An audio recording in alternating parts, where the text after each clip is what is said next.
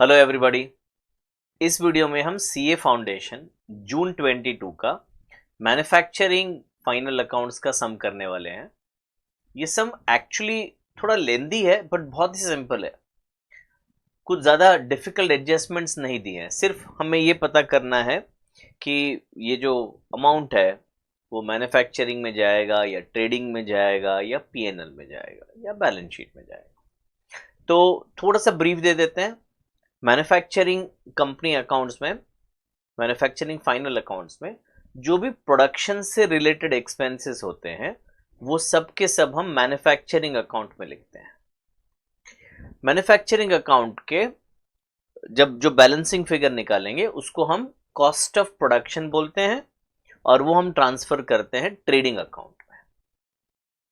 Finish goods से related जो भी एक्सपेंसेस होते हैं या सेल्स होता है वो हम ट्रेडिंग अकाउंट में लिखते हैं, और ऑफिस से रिलेटेड जो भी एक्सपेंसेस या इनकम होते हैं वो पीएनएल में लिखते हैं। ठीक है, तो ये एक छोटा सा बैकग्राउंड। अभी मैं क्या कर रहा हूं, पहले मैं सीधा एडजस्टमेंट्स पढ़ रहा हूं ताकि मुझे पता चले कि जब मैं इसका पोस्टिंग करूंगा तो कितने रोज मुझे ब्लैंक छोड़ने पड़ेंगे। तो एक है फिनिश गुड्स का एंट्री, फिर एक है डेटर्स का एंट्री। अब यहाँ पे मैं डॉट लगा नहीं सकता हूं, पर आप जब ये पढ़ो तो जहां जहां इसका एडजस्टमेंट्स के इफेक्ट आने वाले हैं ट्रायल बैलेंस में वहां पे डॉट लगाने चाहिए। तो आपको डेटर में डॉट लगाना चाहिए। फिर depreciation of building and machinery, तो बिल्डिंग एंड मशीनरी दोनों पे डॉट लगाना चाहिए। अक्रूड कमीशन, सो अक्रूड कमीशन ये एक इनकम है, तो ये कमीशन पेड से उसका कोई कनेक्शन नहीं है। कमीशन पेड तो एक्सपेंस है, अक्रूड कमीशन इनकम है। फिर interest accrued on investment, salary outstanding और प्रीपेड इंटरेस्ट। तो ये जहां जहां पे इसके इफेक्ट्स जाने वाले हैं उधर आप डॉट लगा दीजिएगा। सैलरी पे डॉट लगा दीजिएगा, इंटरेस्ट पेड पे डॉट लगा दीजिएगा, फिर इंटरेस्ट ऑन इन्वेस्टमेंट है वहां पे डॉट लगा दीजिएगा। ओके, अब हम सम साथ में कर रहे हैं, हमने फॉर्मेट बना के रखा है। ओके, तो वन बाय वन पोस्टिंग करते जाएंगे। Opening stock, opening stock raw material का है तो उसे मैन्युफैक्चरिंग में पोस्ट करेंगे। ओपनिंग स्टॉक रॉ मटेरियल का 5,25,000। फिर फिनिश गुड्स का ओपनिंग स्टॉक है, उसे हम ट्रेडिंग अकाउंट में लिखेंगे। तो ट्रेडिंग अकाउंट में opening stock of finish goods ये है 2,62,500। 2,62,500। फिर purchase of raw material, raw material production के साथ जुड़ा हुआ होता है तो वो मैन्युफैक्चरिंग अकाउंट में आएगा 17,50,000। फिर land and building, land and building में एडजस्टमेंट है मुझे पता है, तो बैलेंस शीट में मैं इनर कॉलम में लिखूंगा 3,50,000 लैंड एंड बिल्डिंग। फिर लूज टूल्स में कोई डिप्रिसिएशन का इंफॉर्मेशन नहीं है तो लूज टूल्स में सीधा बाहर लिख दूंगा 1,05,000। लूज टूल्स मैंने बाहर लिख दिया 1,05,000। और प्लांट एंड मशीनरी का फिगर भी 1,05,000 था पर उसे अंदर लिखा क्योंकि उसमें डिप्रिसिएशन का इफेक्ट देना है। फिर इन्वेस्टमेंट 87,500, ये बैलेंस शीट एसेट में आएगा।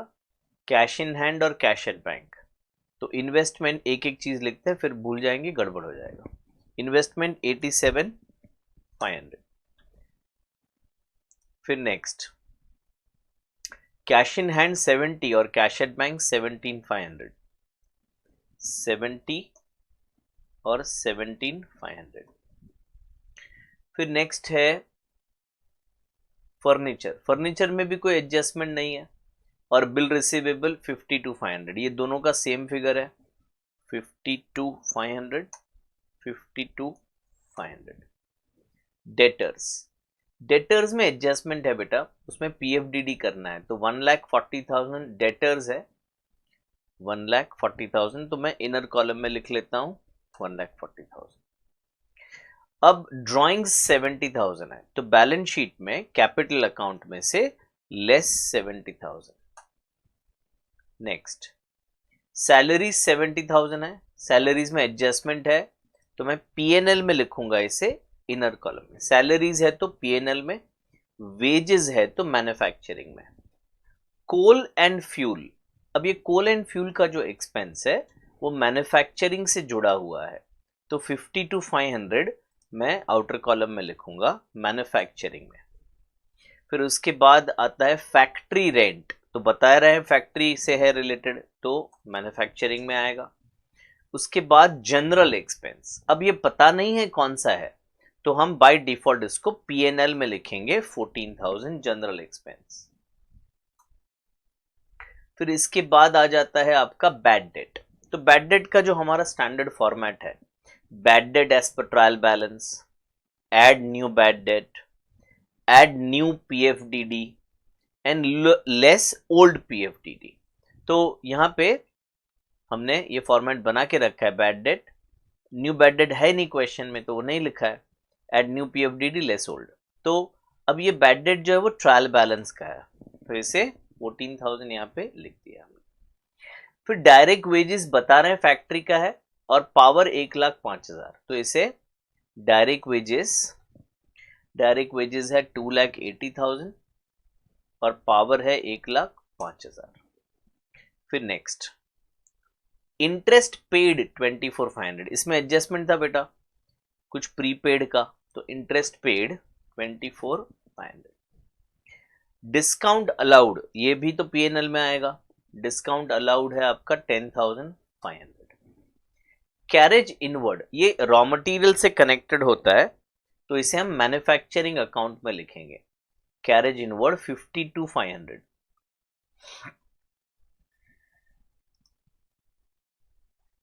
इधर रॉ मटेरियल में हम इसे ऐड कर सकते हैं और हम इसे अलग से भी लिखना है तो लिख सकते हैं, दोनों चलेगा बेटा। फिर कैरेज आउटवर्ड, ये फिनिश गुड्स सेल करने से रिलेटेड होता है, इसको हम पीएनएल में लिखेंगे, कैरेज आउटवर्ड 24,500, इसको बाहर लिख देते हैं 24,500। नेक्स्ट कमीशन पेड 17,500, पीएनएल में डेबिट हो जाएगा बेटा। और डिविडेंड पेड, देखो इंस्टीट्यूट वाले भी कभी कभी गलती करते हैं क्वेश्चन पूछने में। ये क्वेश्चन किसका है, ये मिस्टर बी का क्वेश्चन है। अब मिस्टर बी यानी सोल प्रोपराइटर होते हैं, सोल प्रोपराइटर कभी डिविडेंड पे कर सकते हैं क्या, तो ये गलत क्वेश्चन है, पर अभी उन्होंने दे दिया है तो हम इसे पेड किया है तो एक्सपेंस ट्रीट करके पीएनएल में डेबिट करते हैं। इसका एक नोट लिखने का याद दिलाना। हाँ, आप क्या याद दिलाओगे, मुझे याद रख के लिखना पड़ेगा, ठीक है, एंड में लिखेंगे हम। चलिए अभी क्रेडिट साइड देखते हैं। सन्ड्री क्रेडिटर्स 1,75,000, तो सन्ड्री क्रेडिटर्स 1,75,000। फिर परचेज रिटर्न, ये परचेज से लेस करेंगे, सो परचेज में से लेस 17,500। फिर कैपिटल 3,50,000, सो बैलेंस शीट में opening balance 3,50,000। Next bills payable 84, long term loan 7 lakh, तो दोनों लायबिलिटी में आएगा। Bills payable 84,000, long term loan 7 lakh. फिर ओल्ड प्रोविजन, ये क्रेडिट साइड पे जो है 7,000, वो पिछले साल का प्रोविजन है, तो जो पीएनएल में हमने फॉर्मेट बनाया है उसमें लेस करेंगे, लेस ओल्ड प्रोविजन 7,000। फिर सेल्स है 29,75,000, इसे ट्रेडिंग अकाउंट में लिखेंगे इनर कॉलम में 29,75,000। और ये जो सेल्स रिटर्न हमने छोड़ दिया था 35,000, वो इसमें से लेस कर देंगे 35,000। फिर बैंक ओवरड्राफ्ट 80,500, ये भी लायबिलिटी में आ जाएगा 80,500। अब हम करते हैं एडजस्टमेंट्स के दो effect. Finish goods 3,50,000, finish goods trading account के क्रेडिट में आएगा और बैलेंस शीट एसेट साइड पे आएगा, तो ट्रेडिंग अकाउंट के क्रेडिट साइड पे ये रहा, ये आ जाता है आपका 3,50,000। दूसरा इफेक्ट, इसको नीचे कर देते हैं।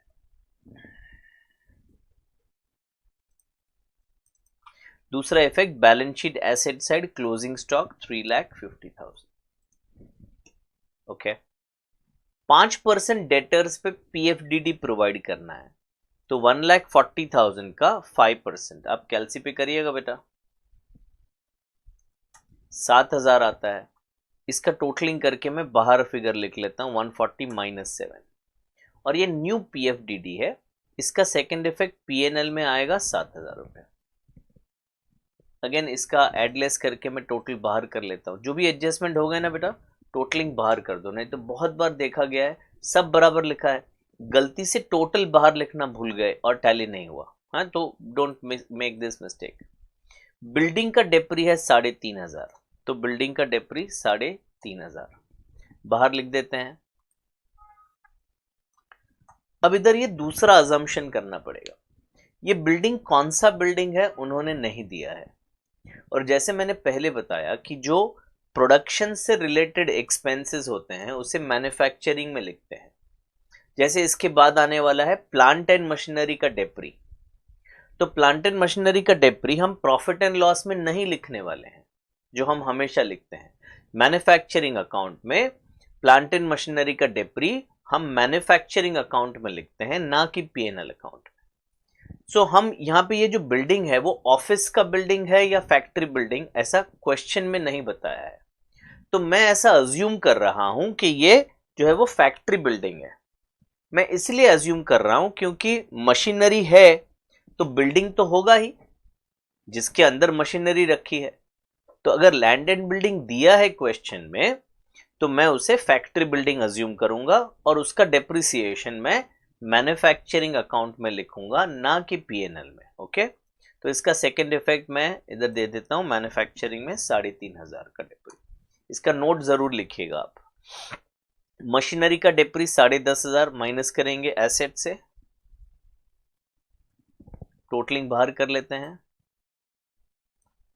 और सेकेंड इफेक्ट होता है बैलेंस शीट में, सॉरी मैन्युफैक्चरिंग अकाउंट में 10,500, टोटलिंग बाहर कर लेते हैं। Next, accrued commission. तो जैसे हमने बताया हम अज्यूम कर रहे हैं कि ये कमीशन रिसीवेबल है। अक्रूड वर्ड नॉर्मली इनकम के साथ जोड़ा जाता है, तो कमीशन रिसीवेबल है 43,750, तो P&L में इसको क्रेडिट किया हमने, और बैलेंस शीट एसेट में हमने इसे लिखा क्योंकि ये रिसीवेबल है 43,750। Similarly interest accrued on investment 52,500, तो ये एसेट में लिखा 52,500 और ये इनकम में भी लिखा 52,500।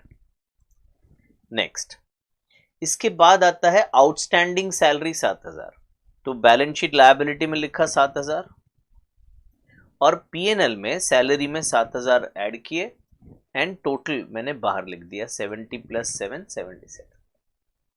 फिर प्रीपेड इंटरेस्ट, इंटरेस्ट हमने एडवांस में दे दिया है, तो इधर लेस करेंगे, लेस 5,250 और इसका जो टोटल है वो बाहर कर देते हैं बेटा। प्रीपेड इंटरेस्ट मेरे लिए एसेट होता है 5,250, so that makes an end to all the adjustments. पहले सबसे पहले चेक करो बेटा कि सबके टोटल बाहर लिखे हैं कि नहीं। देखो पहला ही बाकी है, मटेरियल कंज्यूम्ड में ये सारे फिगर्स को ऐड लेस करके ये आपका आ गया मटेरियल कंज्यूम्ड। एक और बार चेक कर लेते हैं कुछ बाकी तो नहीं है। देखो सेल्स का फिगर बाकी है, तो सेल्स के फिगर को बाहर लिख दिया 29,40,000, ये बाद में बाहर आ जाएगा फिगर, अभी नहीं। तो ये सब कुछ कंप्लीट हो गया। अभी मैं मैन्युफैक्चरिंग का टोटल लेने जा रहा हूं, तो डेफिनेटली डेबिट साइड ज्यादा होगा, तो ये डेबिट साइड का टोटल आ गया 28,31,500। तो ये 28,31,500 इतने की जो मेरी कॉस्ट ऑफ प्रोडक्शन है, ये मैं मैन्युफैक्चरिंग से ट्रेडिंग में ट्रांसफर करने वाला हूं। तो इधर कॉस्ट ऑफ प्रोडक्शन आपकी आ गई 28,31,500। अब मैं देखूं तो क्रेडिट साइड बड़ा है, तो क्रेडिट साइड का टोटल अगर मैं लेता हूं तो ये 32,90,000 आ रहा है, और जब इसमें से ये माइनस कर देता हूं, हाँ 32,90,000 माइनस 262,500 माइनस 28,31,500 तो ये ग्रॉस प्रॉफिट आ रहा है आपका 1,96,000। ये ग्रॉस प्रॉफिट को पीएनएल में लिखा हमने 1,96,000। यहां पे दिख रहा है मुझे ये 1,90,000 है, ठीक है। तो ये क्रेडिट साइड बड़ा है, तो क्रेडिट साइड का टोटल लिया 292,250 और उसमें से ये फिगर्स माइनस किया। I am taking liberty of using Excel. This minus sum, ये ऊपर वाले का सम आपको माइनस करके लिखना है बेटा। तो 1,01,500 ये मुझे प्रॉफिट दिखा रहा है, 1,01,500। वो प्रॉफिट मैं यहाँ पे ऐड करूं अगर, और अभी इनका टोटल ले लूं तो क्या आ रहा है। अब ये बैलेंस शीट का टोटल ले लूं 14,28,000 और इधर कुछ तो रह गया है, नहीं इधर टोटलिंग वापस ये आ गया, हाँ ये आ गया, हाँ। तो 14,10,500, 17,500 का फर्क आ रहा है। कुछ बाकी रह गया है क्या, चेक करते हैं।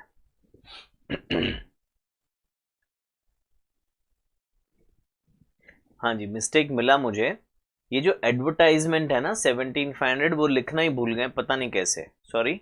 तो 17,500 ये अगर मैंने लिखा तो क्योंकि मैंने एक्सेल यूज किया है, मेरे जो फिगर्स हैं वो ऑटोमेटिक टैली हो रहे हैं। देखो अब ये ऑटोमेटिक टैली हो गया 14,10,500। फॉर्मूलाज यूज किया था ना, तो ऑटोमेटिक चेंज किया तो सब टैली हो गया। ये 17,500 एडवर्टाइजमेंट पता नहीं लिखना ही भूल गए थे। तो ये काफी बड़ा क्वेश्चन था, थोड़ा लेंदी था, और आई होप आपको समझ में आ गया होगा। थैंक यू बेटा।